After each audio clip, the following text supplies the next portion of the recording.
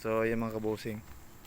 So mag-aalas 6 na, so talagang na-sit up namin ngayong araw itong ginagawa nating poste. So 2x4 4x4 na tubular 2.mm.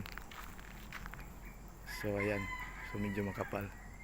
So ito muna ang una natin na sit up. So dyan yung si Uncle doon nagsasaing na kasi medyo gabi na. Kol, sa ilotol mo na, Kol. Aga noon. Lungag na siya kay hapon na. Mag alas 6 na, so dire sila matulog na pod. Yan.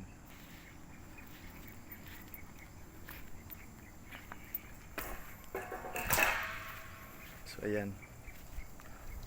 2x4. So nilagyan natin ng mating. Yan, so saka binuhusan. Yan.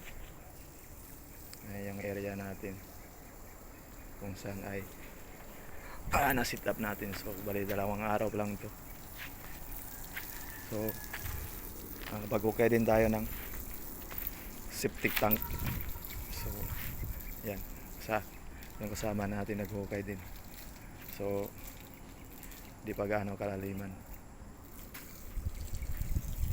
Yan lang update sa ating vlog. So don't forget follow, like and share para updated kayo lagi sa aking video. So thank you for watching. Tingnan natin kung tuwid ba.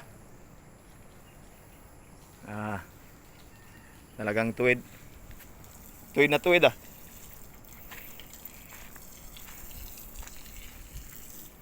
So yan, tuwid na tuwid talaga.